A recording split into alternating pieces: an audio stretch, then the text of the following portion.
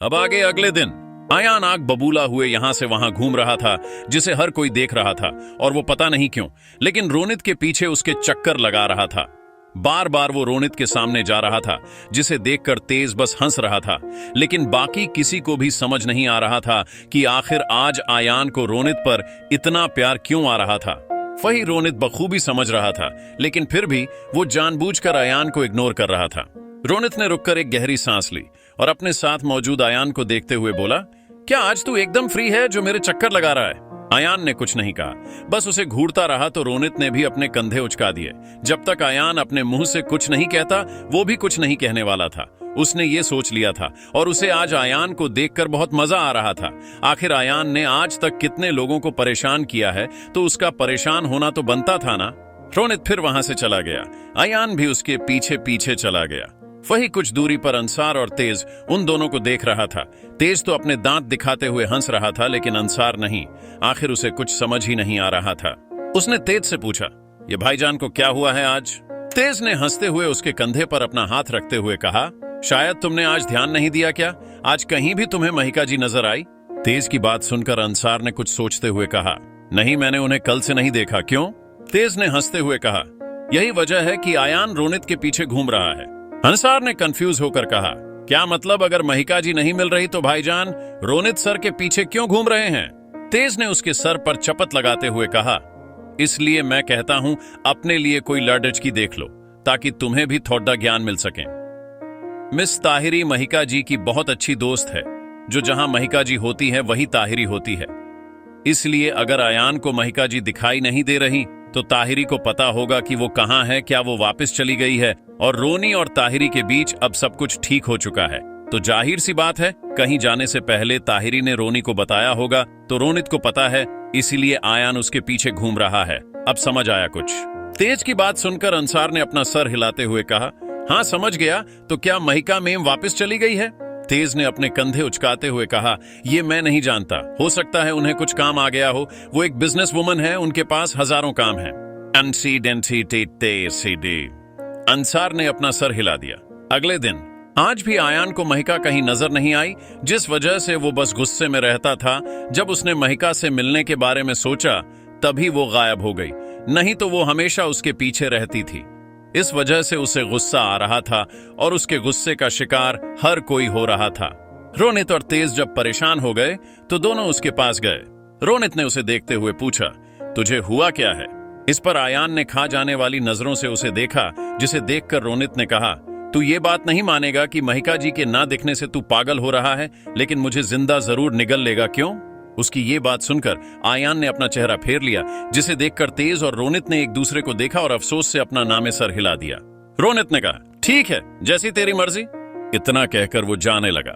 ये देखकर आयान ने जल्दी से उसे रोकते हुए कहा, ठीक है, मैं हार मानता हूं। ये सुनकर रोनित के चेहरे पर एक जीत वाली स्माइल आ गई।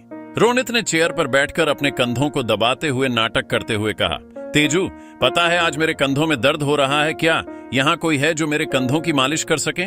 रोनित की बात सुनकर तेज हंसने लगा। वही आयान को यकीन नहीं हो रहा था कि रोनित उसके मजे ले रहा है। उसने तेज को देखते हुए कहा, तेरा असर इस पर कैसे हुआ?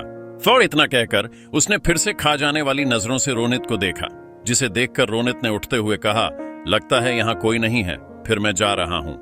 तभी आयान ने उसके कंधों को पकड़ाते हुए वापस चेयर पर बिठा दिया और चिढ़ते हुए उसके कंधों की मसाज देने लगा। रोनित ने मुस्कुराते हुए आयान की मसाज का मजा लेते हुए कहा, मजा आ रहा है और अच्छे से कर। क्या कर रहा है, थोड़ा तेजी से कर। आयान ने एक फीकी मुस्कान देते हुए कहा, क्यों नहीं मेजर रोनित। इतना कहकर वो तेजी से उसके कंधों को दबाने लगा। तभी रोनित के मुंह से एक आह निकल गई। उसने अपना सर घुमाकर कहा, इतना तेज भी नहीं कहा था। आयान उसकी बात पर ध्यान न देकर अपना काम करता रहा, जिससे अब रोनित के कंधों में दर्द नहीं भी था तो दर्द होने लगा। उसने आयान को दूर हटाते कहा, ठीक है, इतना काफी है। आयान ने तेज को देखते हुए कहा, तुम्हारे भी कंधों में दर्द है? तेज ने जल्दी से अपने हाथों को उठाते हुए कहा, नहीं, एकदम फिट एंड फाइन हूं। आयान ने फिर रोनित को देखा तो रोनित ने आयान को देखते हुए कहा, पूछ, क्या पूछना है? इस पर आयान ने उसे घूर कर देखा तो रोनित ने हंसते हुए कहा, ठीक है, बताता हूं। 2 दिन बाद मुंबई में एक बड्ढे से बंगले के एक कमरे में महिका बैठी थी और अपने सामने बेड पर लेटे हुए इंसान को घूर रही थी। महिका के ऐसे घूरने से रंजीत से चिढ़ते हुए कहा, क्या मुझे ऐसे घूरना बंद करोगी? जानती नहीं हो क्या कि किसी बीमार इंसान को ऐसे घूरना नहीं चाहिए? महिका ने उन्हें घूरते हुए ही कहा, आपने अपना ध्यान क्यों नहीं रखा? रंजीत ने बैठते हुए कहा, मैं ठीक हूं, ये मुकेश तो ऐसे ही पागल हो रहा है। हाउ आए? इतना कहकर उसने गुस्से से मुकेश को देखा। मुकेश ने महिका से कहा, प्रिंसेस, ये झूठ कह रहे हैं, ये बिल्कुल भी ठीक नहीं है। काफी दिन से ढंग से ना ही कुछ खा रहे हैं और ना ही इनका कहीं मन लग रहा है। महिका ने अपना सर हिलाते हुए रंजीत को देखा, जिन्होंने अपना चेहरा फेर लिया। महिका ने एक नजर वहीं पर मौजूद ताहिरी को देखा, फिर सीधा रूम से बाहर निकल गई। ताहिरी रंजीत से बोली, अंकल प्लीज ज्यादा स्ट्रेस मत लीजिए। रंजीत ने बस अपना सर हिला दिया। ताहिरी भी रूम से बाहर निकल गई। उसने बाहर जाकर देखा कि महिका वहीं खड़ी थी और किसी सोच में गुम थी। ताहिरी ने उसके कंधे पर हाथ रखते हुए कहा, महिका अपनी सोच से बाहर आकर उसे देखा। ताहिरी ने एक गहरी सांस लेकर कहा, मही, वो काफी दिनों से काफी स्ट्रेस और डिप्रेस्ड में रह रहे हैं। इस वजह से उनकी तबीयत खराब हो रही है। ज्यादा से ज्यादा उन्हें स्ट्रेस से दूर रखना होगा और मुझे ये बताने की जरूरत नहीं है कि उन्हें किस बात का स्ट्रेस है और किस बात को लेकर इतनी टेंशन में रहते हैं। महिका ने अपना सर हिला दिया और वहां से चली गई। ये देखकर ताहिरी ने खुद से कहा, रंजीत अंकल, तुम्हारी चिंता करते हैं मई, तुम ही हो वो जिससे वो सबसे ज्यादा प्यार करते हैं। वही रूम के अंदर रंजीत और मुकेश के बीच बहस चल रही थी। रंजीत ने उसे घूरते हुए कहा, तुम हमेशा मेरी बात को टालते हो। तुम्हारी हिम्मत कैसे हुई प्रिंसेस को मेरे बारे में बताने की? मैंने सबको मना किया तो तुमने ऐसा क्यों किया? मुकेश ने भी गुस्से से कहा, तो मैं क्या करता, तुम्हें ऐसे स्ट्रेस में मरते हुए देखूं? रोज मेरी बात तो मानोगे नहीं। प्रिंसेस ही है जो तुम्हें सुधार सकती है। रंजीत ने खुद से परेशान होते हुए कहा, अब वो परेशान हो रही होगी, मैं नहीं चाहता मेरी वजह से उसे जरा सी भी परेशानी हो। मुकेश ने एक गहरी सांस लेकर कहा, अब छोड़ दो ये सब, आराम करो और ज्यादा सोचना बंद करो। बूढ़े हो रहे हो, अब दिमाग पर तो असर होगा ही। ये सुनकर रंजीत को गुस्सा आ गया। उसने एक पिल्लो उठाकर मुकेश के मुंह पर मारते हुए कहा, बूढ़ा होगा तू? मुकेश ने एक डेविल स्माइल के साथ कहा, शायद तुम भूल रहे हो, मैं तुमसे छोटा हूँ। फिर शायद क्या? इतना कहकर उन्होंने हंसते हुए रंजीत को लिटा दिया। रात के वक्त गार्डन में महिका अकेली बैठी थी। वो रंजीत के बारे में ही सोच रही थी। उसे रंजीत बीमार बिल्कुल भी अच्छे नहीं लग रहे थे। तभी वहां पर वासु आकर महिका के साइड में बैठते हुए बोला, दी आप क्या सोच रही हैं? महिका अपने ख्यालों से बाहर आते हुए बोली, कुछ नहीं। फिर उसने वासु को देखते हुए कहा, वासु, तुम्हें वापस जाना है, तुम्हारी स्टडी वहीं होगी। मैं भी बार बार वहीं आती रहूंगी कंपनी के लिए, लेकिन फिलहाल यहाँ की एक ब्रांच कुछ वक्त के मैं संभालूंगी। लेकिन तुम्हें अभी वापस जाना होगा, तुम्हारी स्टडी रुकनी नहीं चाहिए। वासु महिका के हाथ पकड़ते हुए बोला, दी मुझे आपसे दूर नहीं जाना। महिका ने उसका सर सहलाते हुए कहा, वासु, पढ़ने के लिए तो जाना ही होगा। फिक्र मत करो, जब मन करेगा वापस आ जाना। अब तुम बड़े हो गए और बहुत समझदार भी। मैं ये नहीं कहती कि हमें भूल जाओ या अपनों के साथ रहने का ख्वाब मत देखो, लेकिन तुम्हें अकेले जीना सीखना होगा। अगर कभी कोई तुम्हारे पास ना हो तो तुम अकेले रह सको। वासु ने परेशान होते हुए कहा, दी ऐसे क्यों कह रही हो? महिका ने सीरियस होकर कहा, जैसे जैसे आगे बढ़ते जाओगे तुम्हारी जिम्मेदारियां बढ़ती जाएगी, समझ रहे हो ना? वासु ने मुस्कुराते हुए कहा, दी आप फिक्र मत कीजिए, मैं अब बद्दा हो गया हूँ। अगर आप कहें तो मैं कंपनी में आपकी मदद कर सकता हूँ और मैं सच में चाहता हूँ कि आप आराम करें। आप थक जाती होगी ना? महिका ने मुस्कुराते हुए कहा, अगर तुम्हारा ये सपना होता तो मैं खुशी खुशी तुम्हें ये करने देती, लेकिन याद रखना जो सपना तुमने देखा है वो अब मेरा भी है। अगर तुम्हारा सपना पूरा होगा तो मेरा सपना पूरा होगा। तुम्हें सिर्फ अपने ड्रीम के बारे में सोचो, बाकी सब अपनी इस दी पर छोड़ दो। वासु महिका के गले लगते हुए बोला, दी मैं बहुत मेहनत करूंगा और एक दिन आपको मुझ पर बहुत गर्व होगा और डैड और मम्मा को भी। ये सुनकर महिका मुस्कुरा दी।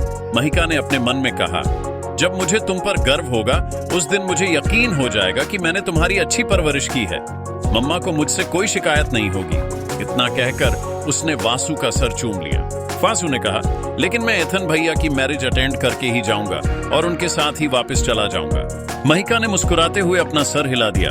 तभी वहां ताहिरी आते हुए बोली, तुम दोनों क्या खिचड़ी पका रहे हो?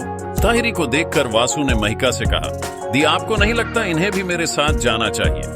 वासु की बात का मतलब ताहिरी समझ गई।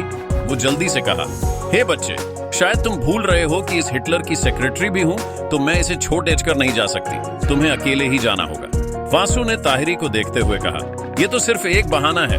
आप ये क्यों नहीं कहती कि आप अब रोनित जीजू को छोड़ कर नहीं जा सकती, क्योंकि आप उनके बिना रह नहीं सकती। इतना कहकर वो जल्दी ही वहां से भाग गया। ताहिरी हैरानी से बोली, मुझे ऐसा क्यों लग रहा है जैसे ये बच्चा बिगड़ ही रहा है। इतना कहकर उसने महिका को देखा जो मुस्कुरा रही थी, जिसे देखकर ताहिरी ने कहा, तुझे क्या हुआ? महिका ने उसे देखते हुए कहा, थैंक्स ताई। महिका की बात सुनकर ताहिरी ने पहले अपने आसपास देखा और कहा, क्या यहाँ किसी और ताई ने भी जन्म ले लिया है जो तुम मुझे थैंक्स कह रही हो? महिका ने उसकी बात को इग्नोर करते हुए आगे कहा, थैंक्स वासु को इतना ध्यान रखने के लिए। मुझे अभी भी याद है, शुरू में मैं हमेशा बिजी रहती थी। एक तुम ही थी जो वासु को कभी अकेला फील नहीं होने देती थी। तुमने उसे बिल्कुल अपना भाई मानकर उसका ख्याल रखा है, तभी शायद मैं ये कर पाई हूं तुम्हें। जितना थैंक्स कहूं उतना कम है। महिका की बात सुनकर ताहिरी इमोशनल हो रही थी। उसने अपने जज्बात काबू में रखते हुए कहा, हे मैंने तुम्हारे लिए कुछ नहीं किया, बल्कि तुम्हारी वजह से तो मुझे एक छोटा बच्चा भाई के रूप में मिल गया, और अपनों का ख्याल रखना हमारा फर्ज है। इतना कहकर वो अपने आंसू छुपाते हुए वहां से चली गई। महिका उसे जाते हुए देखकर मुस्कुरा दी। कुछ देर बाद रंजीत के रूम में महिका रंजित को खाना खाते हुए देख रही थी। रंजित को देखकर साफ ऐसा लग रहा था कि उसका खाना खाने का कोई भी दिल नहीं है, लेकिन महिका की घूरती आंखों को देखकर उन्होंने जैसे तैसे अपना डिनर खत्म किया। कुछ देर बाद महिका वहीं बैठकर एक किताब पढ़ रही थी और रंजित महिका को देख रहे थे। रंजित ने पहले सोचा, फिर कहा, क्या मैं कुछ पूछ सकता हूं? उनकी बात सुनकर महिका ने अपनी नजर किताब पर से हटाई और रंजित को देखा। रंजित ने एक गहरी सांस लेकर कहा, तुम्हें मुझ पर गुस्सा आ रहा होगा ना? आखिर मैंने तुम्हारे उस फौजी से दूर कर दिया और तुम यहां मेरे पास आ गई। महिका ने वापस अपनी नजरें किताब में गढ़ाते हुए कहा, मेरा वहां काम हो गया था, इसलिए मैं वापस आ गई। और किसने कहा कि मैं उनसे दूर हो चुकी हूं? रंजित ने कुछ सोचते हुए कहा, तुम्हें वही ही क्यों पसंद आया जो तुम्हें भाव भी नहीं देता? तुम्हारी इस बात से लग है जैसे अब भी उसका इंतजार करोगी। मुझे ये पसंद नहीं आ रहा था। छोटा, इतना कहकर वो परेशानी से अपना सर दबाने लगे। महिका कुछ कहने जा रही थी कि रंजित ने महिका से अपना चेहरा फेरते हुए कहा, मुझसे बात मत करो। मुझे तो ये समझ नहीं आ रहा कि आखिर मैं यहाँ हूं ही क्यों, जब तुम्हें हर बार अपने मन की करनी है। प्लीज लाइक एंड सब्सक्राइब करके जाएं।